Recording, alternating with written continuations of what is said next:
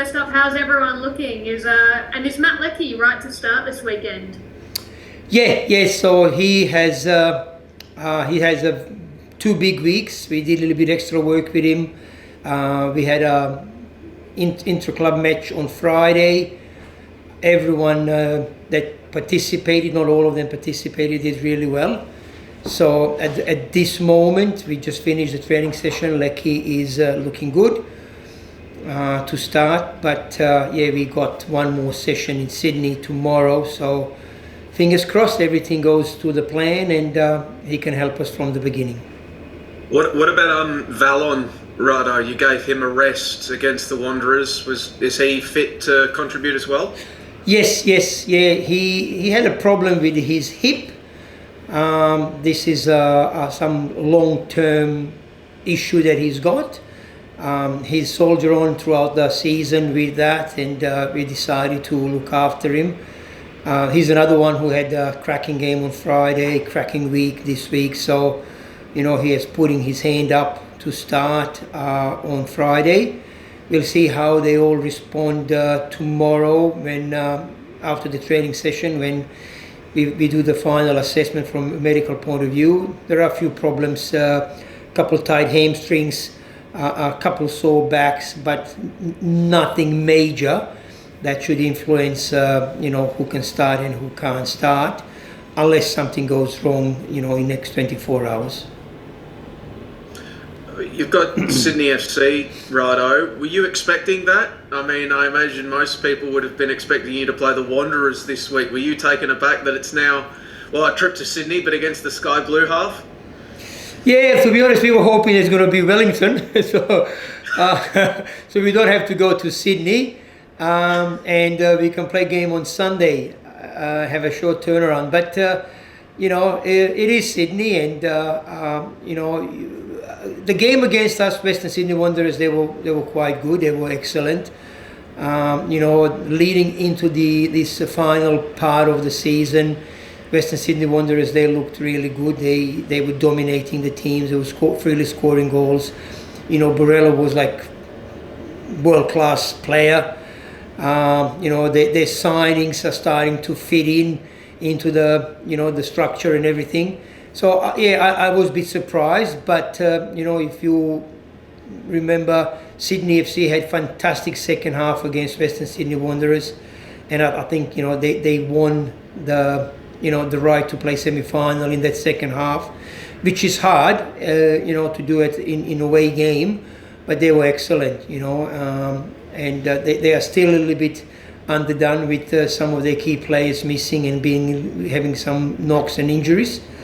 So we don't know if Lolly is going to be okay for our game. Mac was taken out with some hamstring or problems. So we do expect all of them should be fully fit, and we are preparing for the best possible Sydney FC that we can face, and it's going to be a very interesting game. Can't wait for it.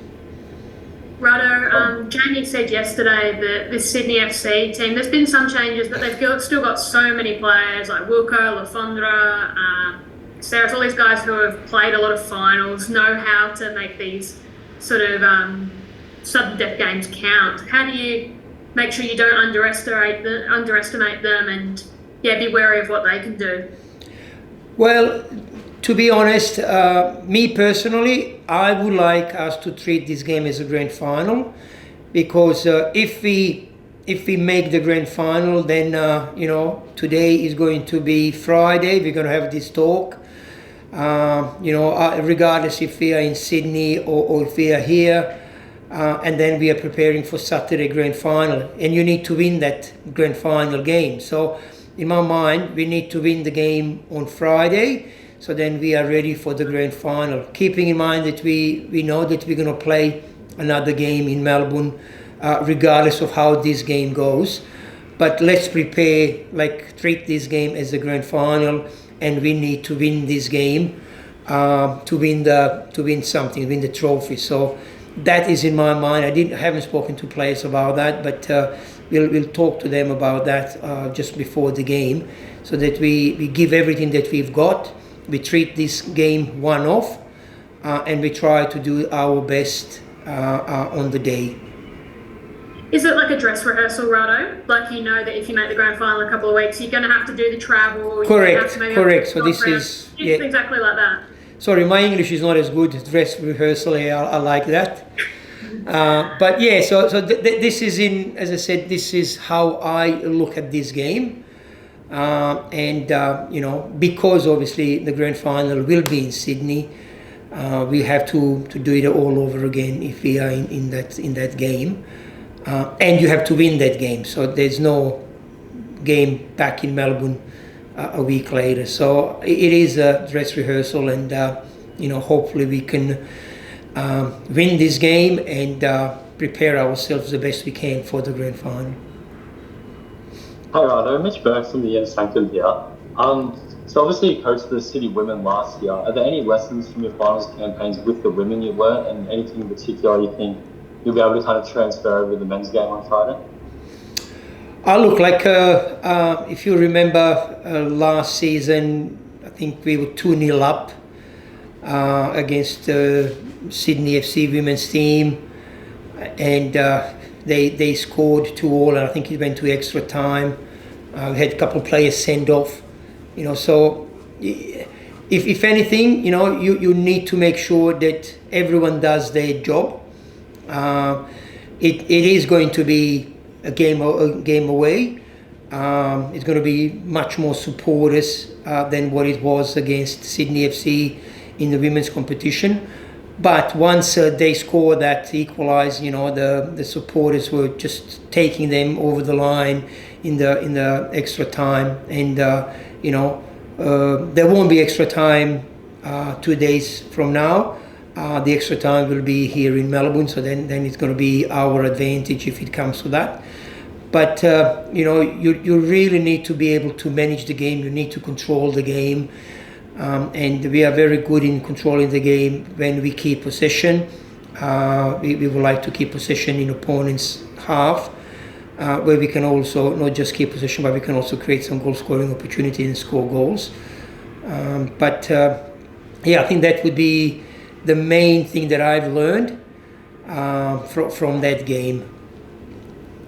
Rado, how special is this for you? Obviously coming in when you did during the season, take over this team, the first final as the head coach of this team. Is it a special occasion? Of course it is. It's an unbelievable privilege to be as a head coach. I had several, I think it was called Orange Sundays, back in the day in Brisbane, 52,000 people, 2-0 down. 3 minutes to go in extra time, and to win it in the penalty shootout.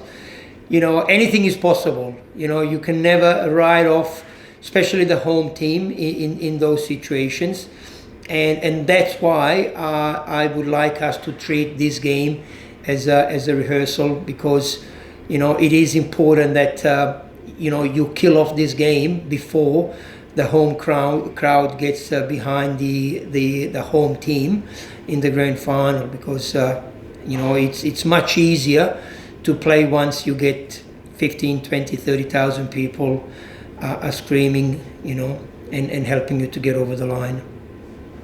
Right. How did Jamie walk into training this morning after having a mural of himself unveiled yesterday? Was his head a bit big, or did any of the boys give him some stick? No, he was really cool about it, and it was amazing that one of our players did it, and he said that she was just amazing how she did it, from a A4 paper to that big freaking half of the city building, and just to have not just a good goal scoring ability, but for Hannah to be able to do that on the wall, it just shows how multi-talented she is, and I think he was blown away. And not many people can put their hands up and say, well, this is what I had in my city. But I think he fully deserved this, and he's been outstanding as a football player, not just for us, for some other A-League clubs. For the national team, and now for us, and I hope that he's going to finish his career here in the city, and he's going to get another even bigger memorial on somewhere else in the city. Heading into this game, Rado, well, this two-legged series, it's Sydney FC, Melbourne City, probably the most dominant side in the leagues right now versus the last dynasty that we had, the Sydney FC. Looking at what you've accomplished over the years, you've got 3-peat of premierships, all these grand final appearances, but thus far only one actual championship trophy to show from that period of domination. Is there a sense of pressure or anticipation in the group that you really, you need that second championship to really put a bow on this and definitively say this is a dynasty that dominated the A-Leagues? Look, it's not a pressure. There is absolutely no pressure from anyone. I think what we try to achieve, we have achieved already that. We won the Premiership, we qualified for the Champions League. We broke a lot of records, we played a lot of young players. We're on the verge of selling a couple of our young players to overseas clubs. So all that, what we have, what I have been told that we are looking forward to, we have achieved. Of course, it would be great to win the grand final, and we're going to try our best. But you need to be ready for it, and you need to be what's the right word? You need to be like Real Madrid. When you get into that, you win it. I'm not sure that we are there right yet, but we're going to try. We're going to try, and hopefully we can become Real Madrid of Champions League in the grand finals. I think Sydney FC have done that for a few years. Brisbane Roar was quite efficient at their time. It would be great if we can, get these second championships into our trophy cabinet in 2 weeks' time or 3 weeks' time. Got time for one or two more, guys? Just blood in the water there, Rado. You mentioned you're on the verge of selling a couple of young players to overseas clubs. I'm going to take a stab in the dark. Jordy Boss and Marco Tilio, can you update us on that? Is an announcement imminent that one or both of them are off to Europe after the season? No, but there is a huge interest for both of them, and obviously it is down to them to agree the terms for with the clubs, and also for Melbourne City to agree the fees for their services. But I think both of them have done fantastically well. Jordy Boss has been outstanding, and for him to make the national team and to play such a dominant role for us at a young age, and it's a product from our academy. We are all very proud of that. And to bring someone from interstate and give him his the taste of the A-League, given the taste, and obviously went to the World Cup with Graham Arnold, and done fantastically well. I think it shows what this club is all about, and also it shows how good character those two are. Although they are young, they are very the feet are on the ground, and they know what they need to do to progress even further.